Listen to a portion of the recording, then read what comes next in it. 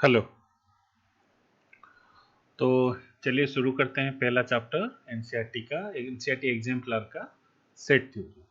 तो ये जो वीडियो लेक्चर सीरीज होगा तो इसमें मैं आपको एनसीईआरटी एग्जाम्पलर का सॉल्यूशंस बताऊंगा one by one, bit by bit. So चाहे वो सिंपल सॉल्यूशन हो या कॉम्प्लिकेटेड सॉल्यूशन हो, और सॉल्यूशन के बीच बीच में मैं थ्योरी पढ़ाऊंगा। बट थ्योरी इन डिटेल में कवर नहीं करूंगा। थ्योरी ऐसे मैं मान के चलूंगा कि थ्योरी आप लोगों को आता है, और बीच बीच बीच में थोड़ी थोड़ी थ्योरी अगर जरूरत हो तो बताऊंगा। सो चलिए पहला चैप्टर शुरू करते हैं सेट थ्योरी का। पहला question, write the following in roster form. ये जो है वो ये सेट बिल्डर फॉर्म में लिखा गया है।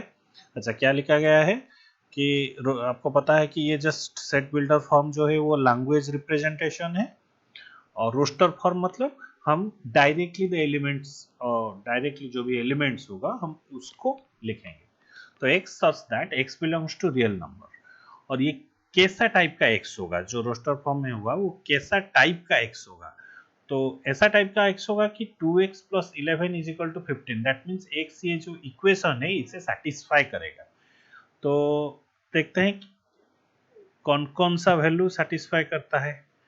सो is equal to 15, that means 2x is equal to 4, so x is equal to 2। बस x is equal to 2, और 2 रियल नंबर में आता है। एक सिंगल वैल्यू के लिए ये सेटिस्फाई करेगा। सो x एक सिंगल वैल्यू के लिए 2 के सेटिस्फाई करेगा। तो इसका मतलब क्या है कि ना, a जो सेट है इसमें सिर्फ सिंगल एलिमेंट रहेगा।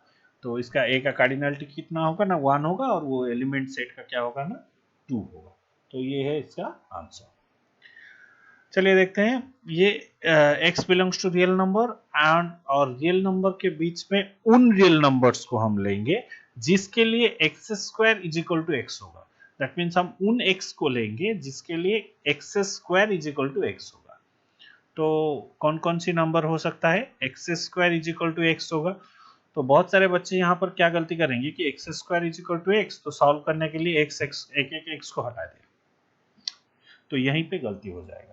क्योंकि x एक वेरिएबल है, अगर आप x को हटा देते हो तो एक सॉल्यूशन आप लूज कर जाओगे। सो इसीलिए कभी भी कोई भी वेरिएबल को आप इस तरफ कैंसिल मत कीजिए। तो इसको क्या करना है, x square minus x is equal to 0। तो एक तरफ ले गए, और x अगर कॉमन ले गए तो x into x minus 1 is equal to आपका 0। दैट इंप्लाइज यहीं से मिला क्या, x इज इक्वल टू 0 और 1। x इज इक्वल टू 0 और x minus 1 is equal to 0, जहां से हमें मिला x इज इक्वल टू 1। मान लिया कि मैंने यहाँ पर एक एक x को काट कैंसिल कर दिया, तो हमें क्या मिलेगा, x इज इक्वल टू 1। सो ये जो x इज इक्वल टू 0 एक सॉल्यूशन है, वो सॉल्यूशन गायब हो जाएगा, वो सॉल्यूशन नहीं मिलेगा अगर हमने एक एक x को हटा दिया और कैंसिल कर दिया। ठीक है, तो x square is equal to x, so that means only these two value, ये तो जो दो वैल्यू है आपका 0 और 1x का, वही टू वैल्यू इस इक्वेशन को सेटिस्फाई करेगा। उसको इसका मतलब क्या है ना, बी सेट में कौन कौन सा वैल्यू रहेगा ना, 0 और 1, यही दो वैल्यू सेटिस्फाई करता है x का। सो x इज इक्वल टू 0 और 1, यही दो पॉसिबल वैल्यूज है। ठीक है, अच्छा। सो नेक्स्ट देखते हैं, x such that x is a positive factor of a prime number p। अच्छा, प्राइम नंबर पहले क्या होता है, प्राइम नंबर का फैक्टर क्या होता है ना, एक तो है एक, और दूसरा है वो नंबर खुद इटसेल्फ। सो इसी को ही हम प्राइम नंबर बोलते हैं, ये बचपन में पढ़ा होगा। तो आप ये देखो, x सच दैट, ये किन किन x का सेट लेना चाहता है और किन किन x को यहां पे डालना चाहता है ना, x is a positive factor of A prime number p। So p कोई भी एक प्राइम नंबर हो सकता है। जितना भी हमने प्राइम नंबर पढ़ा है, सो कितना प्राइम नंबर है, basically infinite number of prime number से, that means uncountable number of prime number से। सो अगर हम प्राइम नंबर, बट चाहे जो भी प्राइम नंबर हो उसका क्या क्या फैक्टर होगा, उसका एक एक फैक्टर होगा जो कि पॉजिटिव है, और वो खुद, that means that number p itself, वो भी एक फैक्टर होगा। सो इसका जो मतलब है कि c में हमारा क्या क्या रहेगा, c is equal to 1 and p। अगर लिखना चाहो तो लिख सकते हो कि since positive factors of a prime number are 1 and the number itself, so there are two prime now और two possible values of x, एक है 1 एंड दूसरा है p। लिखना चाहो तो लिख सकते हो, 1 मार्क का क्वेश्चन के लिए इतना भी काफी है। आगे चलते हैं। So write the following sets in roster form, again same thing. ये जो है सेट बिल्डर फॉर्म में दिया गया है, आपको इसको रोस्टर फॉर्म में मतलब इंडिविजुअल वैल्यू को चूज करके लिखना है। सो इंडिविजुअल वैल्यू को कैसे चूज करके लिखेंगे, आप देखिए t Q is equal to t such that. अच्छा, ये जो सच दैट है आपको पता होगा, आप इसको एक स्ट्रेट वर्टिकल लाइन दे सकते हो या फिर दो डॉट्स ऐसे दे सकते हो, बोथ मीनिंग आर सेम। क्या आप यूज करोगे ये आपके ऊपर है। So T such that T Q is equal to T, so that means यहाँ पे T Q is equal to T होगा। अभी अभी मैंने आपको बताया था कि कैंसल मत करना। So T Q minus T is equal to 0। सो यहाँ से हम क्या करेंगे ना, टी कॉमन लेते हैं, T square minus 1 is equal to 0. So that implies t is equal to 0 or t square minus 1 is equal to 0. तो t square is equal to 1 बचपन में पढ़ा होगा, t is equal to plus minus 1. सो इसका मतलब है t का कितने वैल्यू के लिए ये सेटिस्फाई कर रहा है, t का 3 वैल्यूज के लिए ये सेटिस्फाई कर रहा है। एक है 0, एक है +1 और दूसरा है -1, सॉरी तीसरा है -1। सो इसका फाइनल आंसर क्या होगा आपका, d इज इक्वल टू एक है -1, एक है 0, एक है +1। +1 तो बस मैंने ऐसे ही समझाने के लिए लिख लिया, वरना ये प्लस साइन देने की कोई ज़रूरत नहीं। हम नॉर्मली पॉजिटिव इंटीजर के साइड में कोई साइन नहीं देते हैं। चलिए आगे चलते हैं। W क्या है, W सच दैट मीन्स हमें उन W के सेट को लेना है जो कि ये जो इक्वेशन है इसे सेटिस्फाई करेगा और W एक रियल नंबर होगा। ठीक है, so W minus 2 by W plus 3 is equal to 3। So that implies W minus 2 आपको क्या होगा, 3W प्लस 9। सो यहीं से अगर हम देखते हैं तो 2W is equal to -11। So W is equal to -11/2। अरे ये तो फिर भी एक ही वैल्यू आ गया। सो इसका मतलब क्या होगा, आपका E जो है -11/2 सिंगल वैल्यू होगा, क्योंकि E क्या है, W उन W को लेना चाहिए जो कि यहाँ पर अगर हम डालते हैं तो इसका वैल्यू 3 आएगा। सो ऐसे एक ही W मिलेगा एंटायर रियल नंबर में, दैट मीन्स -11/2। आप अगर यहाँ पर -11/2 डालोगे तो आपको 3 मिलेगा। ठीक है ना, -11/2 -2 बाई -11/2 प्लस 3 कैलकुलेशन कर दो, आपको 3 मिलेगा और ऐसा कोई भी W आपको नहीं मिलेगा, इसीलिए बस एक ही वैल्यू। चलिए आगे चलते हैं। सो x सच दैट, नाउ हमें उन x की वैल्यू को फाइंड आउट करना है, हमें उन x की वैल्यू को जानना है जो कि ये जो इक्वेशन है इसको सेटिस्फाई करेगा। और x क्या होगा ना, रियल नंबर, दैट मीन्स -∞ और +∞ के बीच में कोई भी नंबर, 1 नंबर, 2 नंबर, 9 नंबर, सब कुछ चलेगा। बट क्या क्या होगा, अभी देखो ये तो सिंपल इक्वेशन था, बट ये एक फोर्थ ऑर्डर का इक्वेशन आ गया, -5x² + 6 इज इक्वल टू 0। अगर आप इसे ध्यान से देखोगे तो हम इसे क्या लिख सकते हैं, x² -5x² + 6 is equal to 0। सो मान लिया कैलकुलेशन पॉइंट ऑफ व्यू से हम x² को t मान लेते हैं, तो t² - 5t प्लस 5t ये है, 6 इज इक्वल टू 0। ठीक है, अच्छा तो यहाँ से हमें क्या मिलेगा, ये पे लिख लेते हैं। ये मिडिल टर्म आपको तो आता ही होगा, 7th 8th में पढ़ा हुआ, -3t - 2t plus 6 is equal to 0।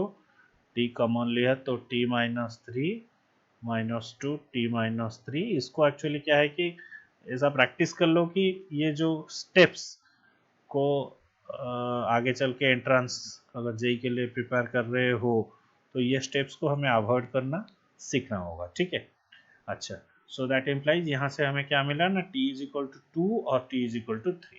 लेकिन t तो हमारा सोल्यूशन नहीं है ना, हमारा एक्चुअली t क्या है, x square. That means x square is equal to 2 और x square is equal to 3। तो यहीं से हमें क्या मिलेगा, x is equal to plus minus root 2 और प्लस माइनस रूट 3, राइट। तो यहाँ से हम पॉसिबल सॉल्यूशन इसका क्या लिख सकते हैं।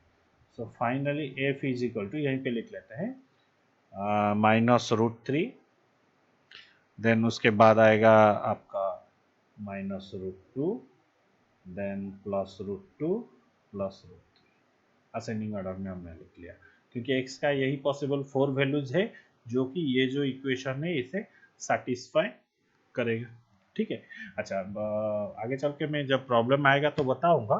आपने स्कूल लेवल में अप टू सेकेंड ऑर्डर के, दैट मीन्स पावर जब 2 होता है तब तक आई थिंक सीखा होगा।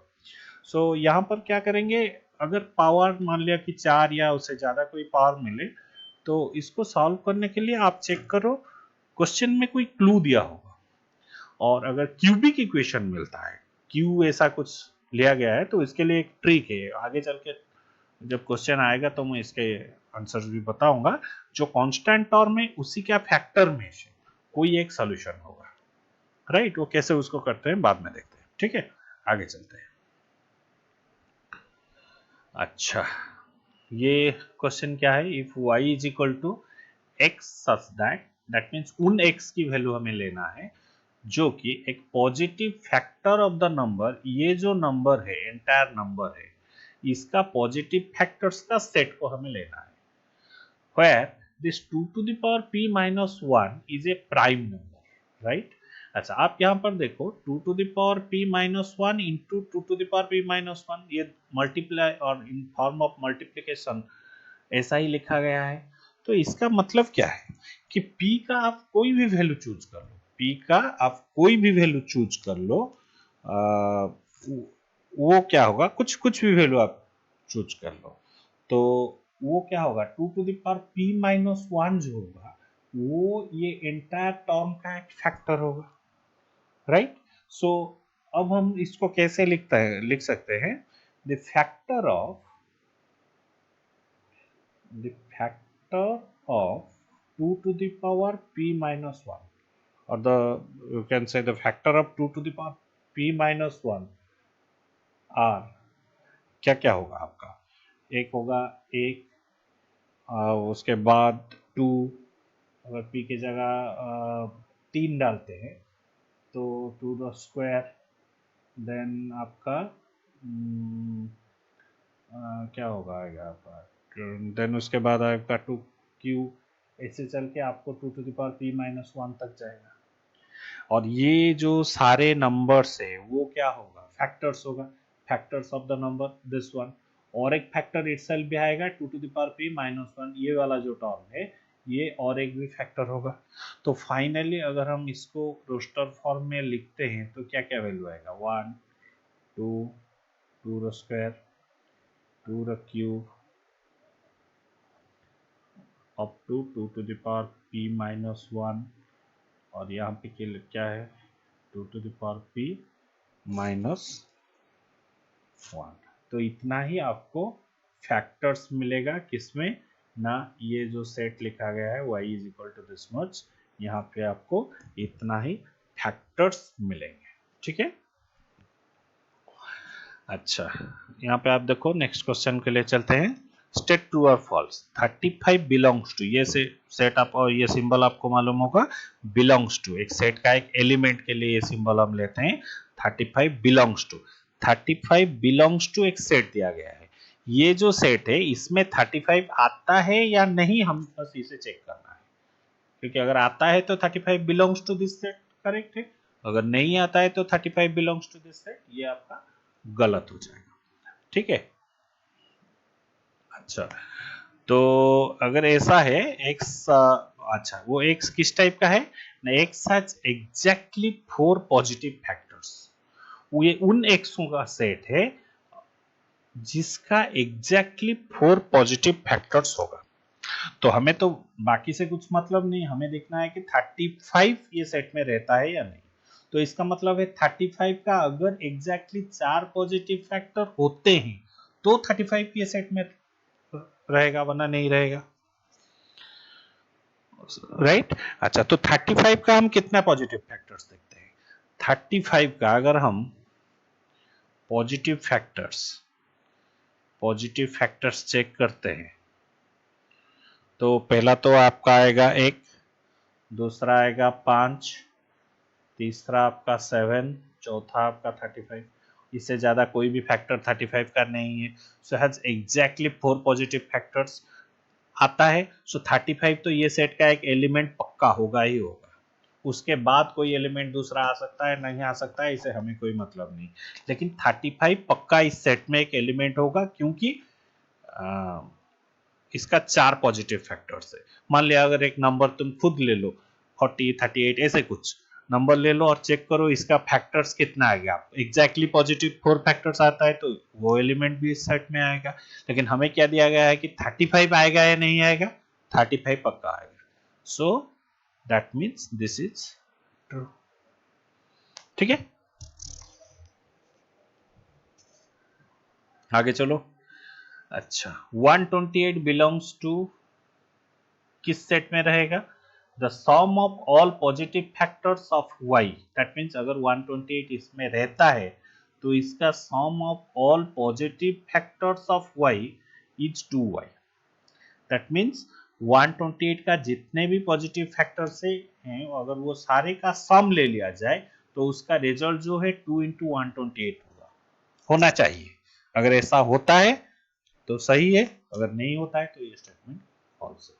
तो पहले चेक करते हैं कि 128 का कितना positive factors. So factors of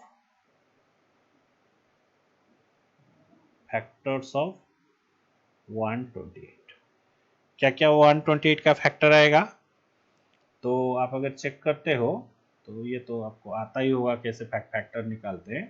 पहला आएगा 1, दूसरा आएगा 2, देन आपका 3 नहीं आएगा 4, देन 5 नहीं आएगा 6 नहीं 8, देन उसके बाद आएगा आपका 16, देन आएगा 32, देन 64, देन 128 खुद, राइट। तो सम ऑफ फैक्टर्स कितना आएगा? सम ऑफ फैक्टर्स कितना आएगा? सम कर लो। 1 + 2 + 4 + 8 + 16 + 32 + 64 + 128। ये अगर सारे को आप सम कर लोगे तो ये आएगा कितना ना? 255। चेक कर लेना अपने आप। 255 जो आएगा, जो कि 2y का मतलब क्या है? 2 into 128 जो कि आपका 256 आना चाहिए, वो नहीं आता है। सो इसका मतलब क्या है कि ये जो सेट है इसमें 128 तो नहीं आएगा, क्योंकि इसके सारे फैक्टर्स का सम जो है वो ट्वाइस ऑफ दैट नंबर नहीं आता है। सो इसका मतलब है कि ये जो स्टेटमेंट है ये आपका फॉल्स है। ठीक है। अच्छा, अभी क्या दिखाता है? नेक्स्ट है 3 डज नॉट बिलोंग टू। ये जो सेट है इसमें 3 लाई नहीं करेगा। सो कर भी सकता है, नहीं भी कर सकता है, सो लेकिन ये अकॉर्डिंग टू द स्टेटमेंट नहीं करेगा। तो ये सही है या गलत है, हमें इसको देखना है। तो x such that x to the power 4 minus 5x3। तो अगर ये जो सेट है और ये जो भी आपको इक्वेशन दिया गया है, अगर 3 इसका एक सॉल्यूशन और इसका एक रूट होता है तो ये स्टेटमेंट गलत हो जाएगा। अगर 3 एक रूट नहीं होता है तो ये स्टेटमेंट सही हो जाएगा, क्योंकि 3 डज नॉट बिलोंग टू, 3 इसमें आना नहीं चाहिए अकॉर्डिंग टू द स्टेटमेंट। तो एक काम करते हैं, बच्चों के दिमाग में कई बार जुट जाता है कि सर चलिए ये जो 4th डिग्री इक्वेशन है इसको सॉल्व करते हैं। भाई क्यों सॉल्व करो? तुम्हें इसका एंटायर सॉल्यूशन नहीं चाहिए, बस हमें चेक करना है कि 3 एक सॉल्यूशन है या नहीं सॉल्यूशन है। तो इसके लिए क्या करो ना, x की जगह 3 डाल दो। 3 to the power 4 minus 5 into 3 to the power 3 plus 2 into 3 the square minus 112 into 3 plus 6। इसको चेक कर लो कितना आता है। तो इसको जब आप चेक करोगे तो क्या कितना आएगा? ये आएगा आपका 81, माइनस ये आएगा आपका 135, हाँ 135, ये आएगा 18, ये आएगा 336 और ये आएगा 6, मिला जुला कर ये आएगा कितना -346, बट हमें 0 चाहिए, तो which is not equal to 0। इसका मतलब क्या है कि ना 3 is not a member of this set. इसका मतलब 3 is not a, that implies हमें यहाँ पर क्या लिख सकते हैं, 3 is not a member of this set. तो यही तो इसने दिया है कि 3 does not belong to, so that means ये जो स्टेटमेंट है ये ट्रू है। चलिए वैसा ही एक fourth question, the sum of all positive factors of y is 2y, the sum of all positive factors of y is 2y, इसी type का क्वेश्चन है, the sum of all positive factors of y is 2y, ये खुद कर लेना और इसका answer क्या होगा आपका, ना फॉल्स होगा, ऐसा नहीं आएगा क्योंकि आप सारे फैक्टर्स ऑफ y को चेक कर लो, all the factors of y को आप चलिए कर लेते हैं। So factors of 496, factors of 496 अगर आप चेक करोगे, पॉजिटिव फैक्टर्स ऑफ कोर्स, क्या क्या आएगा चेक कर लेना, 1 2 4 8 आएगा, 16 आएगा आपका, 31 आएगा, 62 आएगा, 124 आएगा, 248 आएगा और 496 आएगा। क्योंकि जो आपका 496 है इसे हम कैसे लिख सकते हैं, 2 to the power 4 into 31, सो इसी से इसी का मल्टीपल को अगर हम एडजस्ट करेंगे तो सारे फैक्टर्स आ जाएगा। तो इन सारों के सम ले लो, सम ऑफ जितने भी है यहाँ पर, इन सारों के आप सम ले लो, जो आपका सम आएगा वो कितना आएगा ना,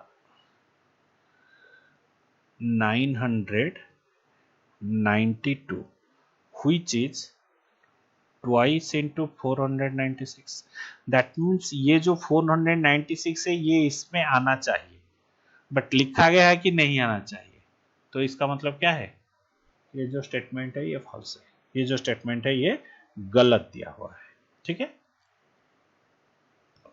अच्छा आगे चलते हैं, एल एक सेट है जिसका एलिमेंट है 1 2 3 4, एम एक सेट है जिसका एलिमेंट है 3 4 5 6 और एन में 1 3 5, देन ये जो है हमें वेरीफाई करना होगा। चलिए शुरू करते हैं, LHS से जाते हैं, so M union N, LHS में आपको क्या करना है, L minus M union N.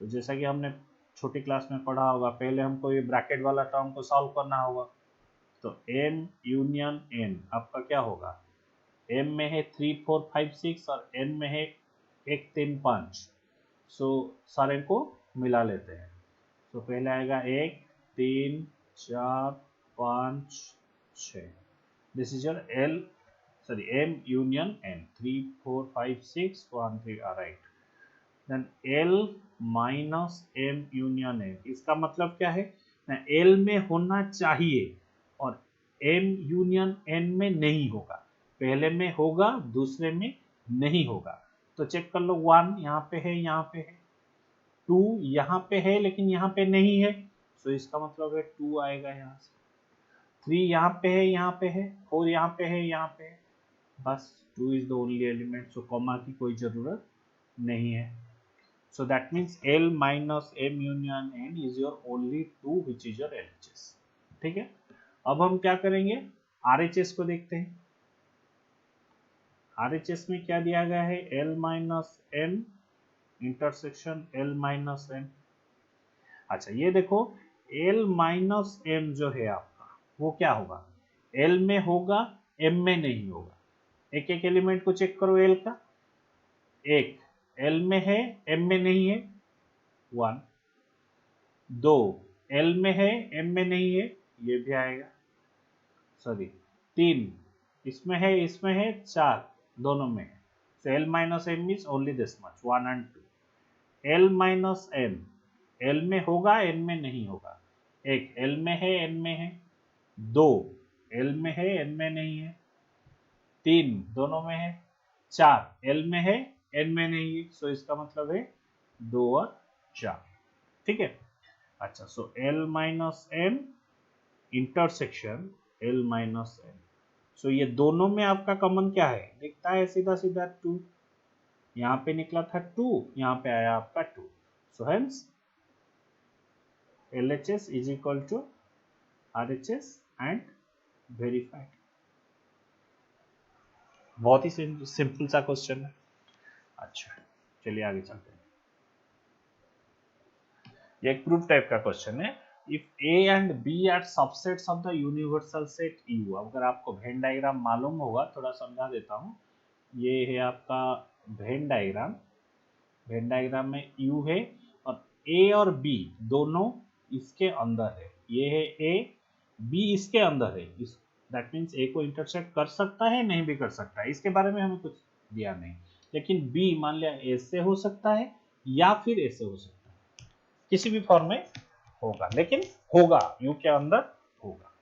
अच्छा, तो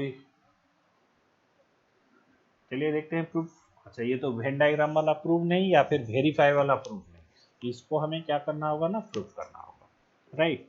सो देन हमें क्या कैसे प्रूफ करना होगा, पार्ट 1 का सॉल्यूशन देखते हैं।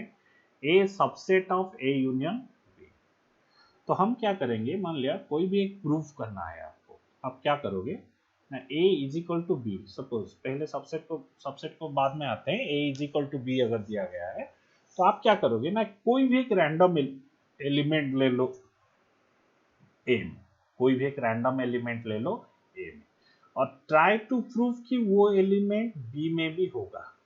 सो अगर आपने एक एलिमेंट लिया था ए में और वही एलिमेंट हमने, कोई भी एलिमेंट रैंडमली कोई भी एक एलिमेंट लो ए में, अगर वही एलिमेंट बी में है, तो इसका मतलब क्या है, जो ए है वो बी के अंदर में रहे।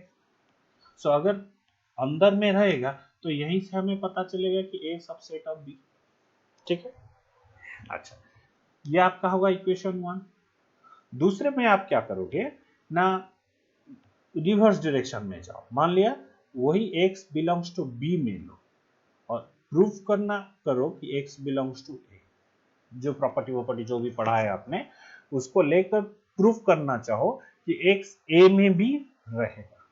सो अगर आपने ये वाला टर्म प्रूफ कर दिया तो यहां से हमें क्या मिलेगा कि b belongs to b subset of a। तो देखो, a subset of b and b subset of a, अगर दोनों इक्वेशंस को हम मिला लेते हैं, a क्या करेगा ना, b में रुकेगा और b क्या है वो a में रुकेगा, इसका मतलब क्या होगा ना, a is equal to b ही होगा, राइट। यही कॉमन प्रोसीड्योर है, अगर कोई भी प्रूफ आपको दिया गया है a is equal to b या कुछ भी, left hand side is equal to right hand side है, तो दोनों को ईच अदर का सबसेट दिखा दो, प्रूफ हो जाएगा। लेकिन यहाँ पे जो फर्स्ट बीट आपका है, अच्छा जो फर्स्ट बीट आपका है वो तो काफ़ी इजी है, काफ़ी इजी है, मतलब सॉल्यूशन 1, इसमें सबसेट दिया गया है तो ये इक्वल टू वाला भी नहीं है। तो मान लिया शुरू करो, let x belongs to a, सो हमें क्या दिखाना होगा ना, x belongs to a union b।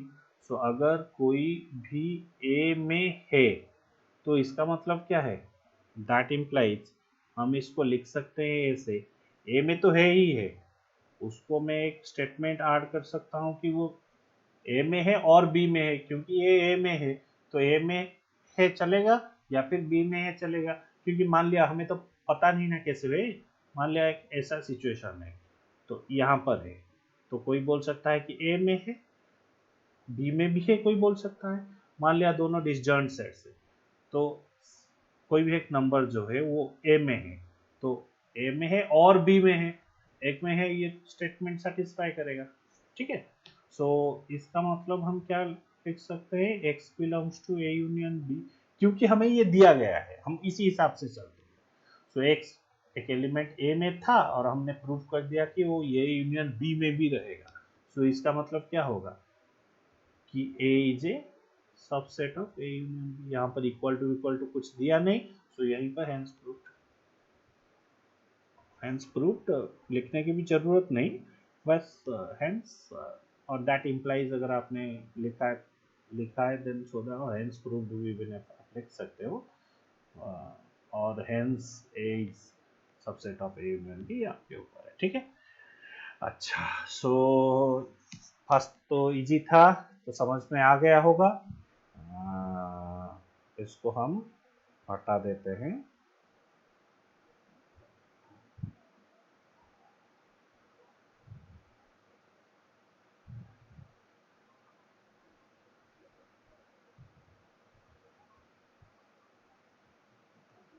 तो दूसरे का जो सॉल्यूशन है उसको शुरू करते हैं। अच्छा, दूसरे का जो सॉल्यूशन है, यहाँ पे आप देखो क्या दिया है, डबल इम्प्लाइज। हम पहले इसको मान लिया, हम इसको लेंगे, इसको प्रूव करेंगे, और दूसरा हम इसको लेंगे, इसको प्रूव करेंगे। दोनों डबल इम्प्लाइज दिया गया है, तो मतलब दोनों को हमको प्रूव करना होगा, if and only if this is the condition. अच्छा, पहले हम लेफ्ट साइड से शुरू करते हैं। अगर हम लेफ्ट साइड से शुरू करते हैं, लिखते हैं if A is subset of B, if A is subset of B। चलो फिर प्रूव हमें क्या करना होगा ना, A union B is equal to B। So उसी हिसाब से शुरू करते हैं। Let X belongs to A union B, क्योंकि ये जो पूरा एनालिसिस है वो A सबसेट ऑफ B के अजम्पशन के अंडर एनालिसिस है। तो X belongs to A union B, A union है, दैट इंप्लाइज हम क्या लिख सकते हैं ना, X बिलोंग्स टू A और X बिलोंग्स टू B।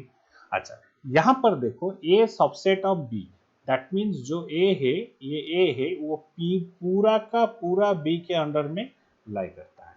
और यहाँ पे हमने क्या दिखाया, ये X बिलोंग्स टू A और X बिलोंग्स टू B, चाहे कुछ भी हो जाए, वो A में हो या B में हो, फाइनली तो वो B में रहेगा ना, क्योंकि A तो सबसेट ऑफ B। तो दैट इंप्लाइज यहीं से हम लिखेंगे X belongs to B due to the reason A subset of B, right.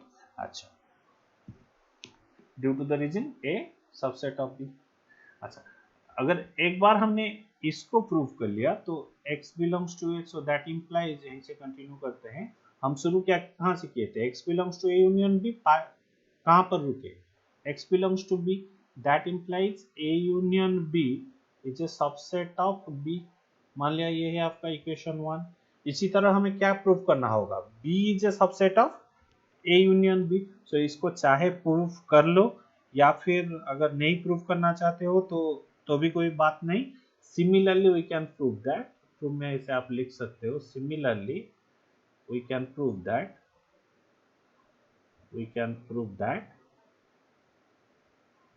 B is a subset of A union B. ये आपका होगा इक्वेशन 2। और अगर प्रूव करना भी चाहो तो कर सकते हो, बी एक एलिमेंट ले लो, और क्योंकि बी बड़ा वाला सेट, सो दिखा दो बी ए में लाई करेगा या और फिर बी में लाई करेगा। बट ऐसे भी लिखेंगे तो सेकंड जो स्टेटमेंट है वो ऐसे भी लिखेंगे तो चल जाएगा।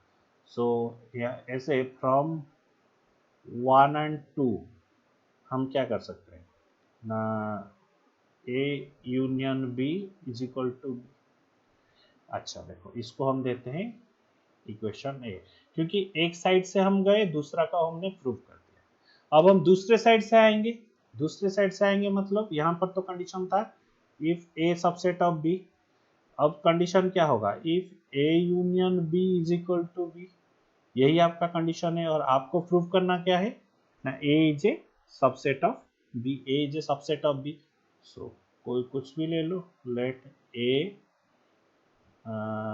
सॉरी, उसी हिसाब से हम लेंगे, let x belongs to A, that means मान लिया कि x a में है, और कंडीशन क्या है कि a यूनियन b जो है वो b के बराबर है। जो a यूनियन b है वो b के बराबर है। इसका मतलब क्या है, पूरा जो b है वो, सॉरी, पूरा जो a है वो b के अंदर में ही रहेगा, वरना मान लिया ये है आपका a यूनियन b के बराबर अगर है, तो इसका मतलब क्या है, बी बड़ा वाला सेट होगा और ए इसके अंदर में रुकेगा।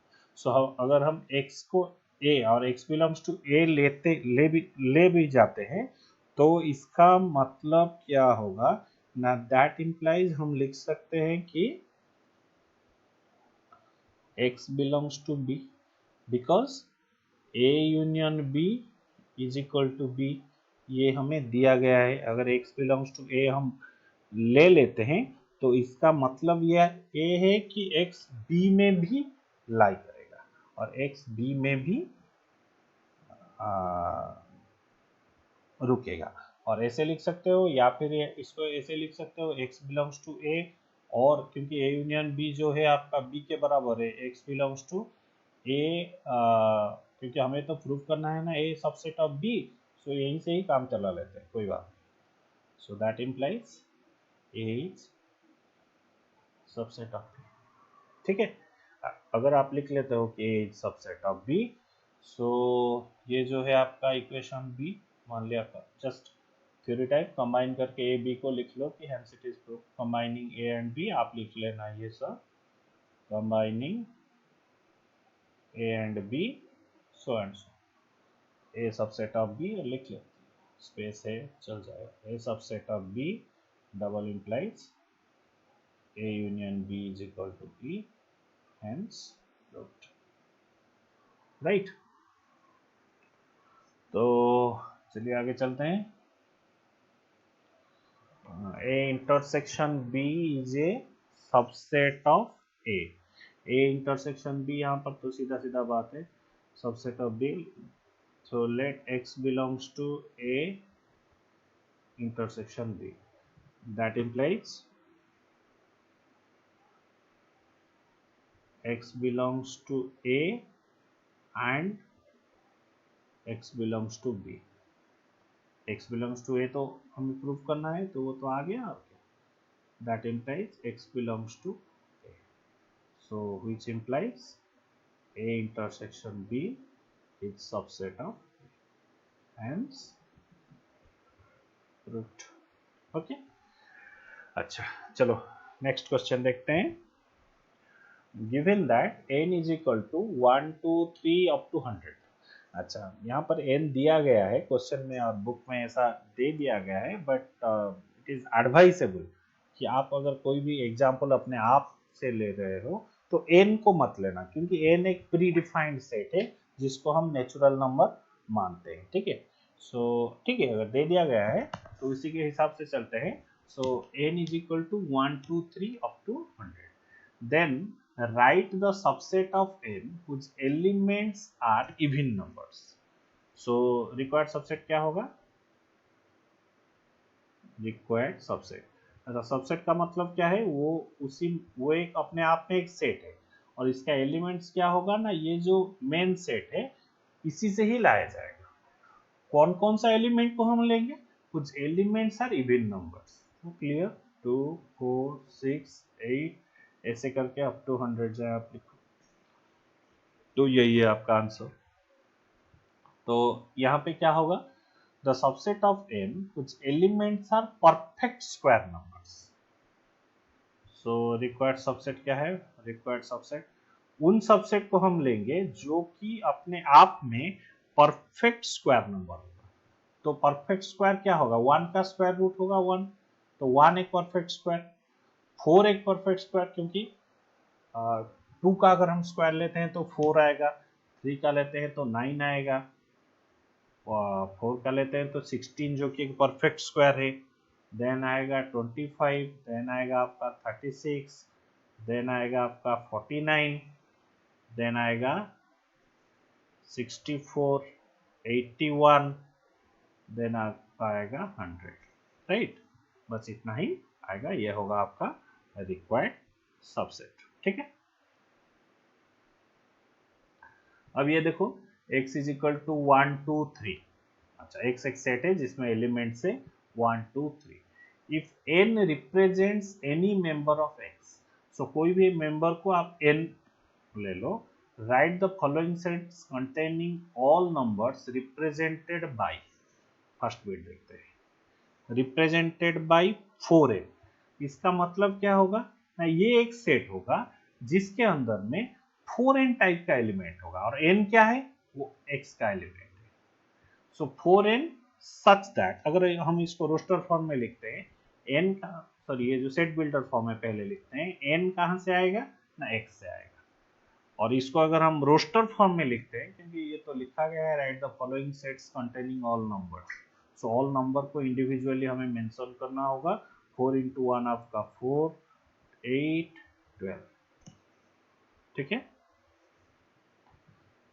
सेकेंड, किस टाइप का एलिमेंट आपका आएगा, n+6 such that n belongs to capital X। तो क्या आएगा, एक से अगर 6 हम डालते हैं तो 7, 2 से अगर डालते हैं 8, 9। थर्ड बिट में आपका आएगा n/2 टाइप का, such that n belongs to x। ये दोनों फॉर्म में हो गया, सेट बिल्डर फॉर्म और रोस्टर फॉर्म, ठीक है। सो n/2 मतलब 1/2, 2/2 इज 1, 3/2। और फोर्थ वाला जो है आपका n-1, n belongs to x। अच्छा, n-1 क्या क्या एलिमेंट आपका आएगा ना, x से एक लो, 1 - 1 0, 2 - 1 1, 3 - 1 2।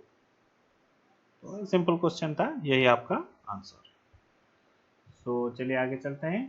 If y is equal to 1 to 10, natural numbers का एक सेट है, 1 to 10 नेचुरल नंबर का एक सबसेट है, पर a represents any element of y, उसी पहली वाले क्वेश्चन टाइप का है। Right the following sets containing all elements satisfying the given condition, ठीक है। अच्छा, राइट ऑल एलिमेंट्स हमें क्या लेना होगा, एक्चुअली ये जो हमें दिया गया है इसको अगर हम थोड़ी सी टान टून कर लिख दें तो ये एक्चुअली सेट बिल्डर फॉर्म में दिया गया है। कैसा दिया गया है ना, उन वैल्यूज को आप लेना होगा, और उन वैल्यूज को आप लेना होगा इसमें A such that A belongs to आपका y, ये जो है y में आएगा, and A square does not belong to y। तो देखो a y में होगा लेकिन इसका स्क्वायर जो है वो y में नहीं आएगा। तो 2 का स्क्वायर 4 है, y में आ जाता है। 3 का स्क्वायर 9 है, वो y में आ जाता है। 4 का स्क्वायर है 16, तो वो y में नहीं आएगा। सो मतलब 4, 5, 6, 7, 8, 9, 10, ये सभी का स्क्वायर जो है वो y में नहीं आएगा। सो ऐसे आप इसको कर सकते हो, ज़्यादा टफ नहीं। चलिए कर लेते हैं।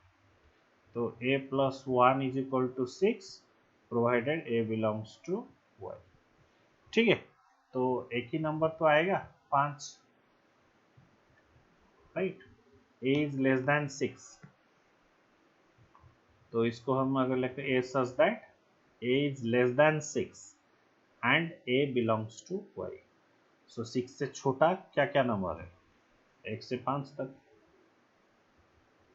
आई होप इट इज क्लियर। आगे चलते हैं। ABC are subsets of universal set U, that means जो है ABC वो U के अंदर, कोई भी एक यूनिवर्सल सेट के अंदर है, और A का कुछ एलिमेंट्स, B का कुछ एलिमेंट्स, C का कुछ एलिमेंट्स दिया गया है, and U is the set of all whole numbers.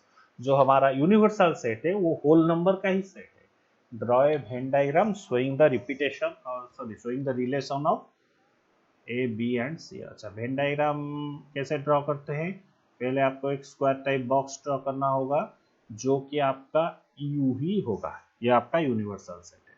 अच्छा, पहले हम A सेट को ड्रॉ करते हैं। ये मान लिया आपका है A, इसके अंदर क्या होगा 2, 4, 6, 8, 12, 20। अच्छा देखो, ये B और C हम तो बाद में ड्रॉ करेंगे। पहले देखो B और A के बीच में कुछ कॉमन है क्या, ये तो दिख रहा है 6 एक कॉमन है, 12 एक कॉमन है, so that means A and B are overlapping. अगर कोई कॉमन नहीं होता तो A and B are non intersecting. So अगर ओवरलैपिंग सेट है तो हम क्या करेंगे कि A और B ओवरलैप करेगा, ठीक है। अच्छा, पहले हम ओवरलैप करेगा, ठीक है, बात C को भी पहले दिख लेते हैं। अच्छा देखो, ये जो C है इसका A के साथ कोई कनेक्शन है, ये जो C है देखो एक ही कनेक्शन है 20, सो दैट मीन्स C और A भी ओवरलैप करेगा। अच्छा, C और B का स्टेटस देखते हैं। अच्छा, 15 कॉमन है, सो C और B भी ओवरलैप करेगा, that means 3 circles are intersecting to each other, ठीक है। अच्छा, पहले अब कौन सा एलिमेंट कहां पर लिखें, ठीक है। अच्छा, ए में ऐसा एलिमेंट ढूंढो जो कि सिर्फ ए का है, वो बी का नहीं है और सी का नहीं है। 2 जो है वो ए का है, सिर्फ ए का है, राइट। 4 जो है वो सिर्फ ए का है। 6 जो है वो ए का है, बी का है, दैट मीन्स 6 इधर रहेगा। 8 जो है वो सिर्फ ए का है। 12 किसका है? दोनों का है, ए और बी दोनों का, सी का नहीं। तो इसका मतलब है 12 यहीं रुकेगा। 20 किसका है? ए का है और सी का है, मतलब ए और सी, ये है आपका सी। तो यहाँ पर आपका रुकेगा क्या? 20। ठीक है, अब बी को चलते हैं। बी का तो 6 और 12 दोनों तो खत्म हो गया, 6 और 12 दोनों खत्म हो गया, बाकी रुका क्या? 3। 3 क्या सी में है? नहीं है। 3। 9 क्या सी में है? नहीं है। 15 क्या वो सी में है? हाँ सी में है, लेकिन ए में नहीं है। सो ये इस पोर्शन में बी और सी का कॉमन पार्ट है। चलिए अब सी को चलते हैं। 20 और 15 दोनों हो गया। 5 और 10 ये तो किसी दोनों में भी नहीं है, तो दैट मीन्स ये अकेला का है, अकेला सी का है। 5 और 10। अच्छा, ये जो पोर्शन है, ये जो पोर्शन है आपका, यहाँ पे देखो कोई भी ऐसा एलिमेंट नहीं है जो कि तीनों का कॉमन होगा। ए बी सी तीनों का कॉमन होगा, कोई भी ऐसा एलिमेंट नहीं है। तो इसका मतलब है क्या? अगर कोई आपको पूछता है कि A intersection B intersection C कितना होगा, तो आपका 5 होगा। ये तो क्वेश्चन में नहीं पूछा, मैंने बस एडिशनली बताया। तो इसका क्या होगा? आंसर क्या होगा? ये आपका 5 होगा, क्योंकि तीनों का कोई भी कॉमन एलिमेंट नहीं है, राइट। अच्छा।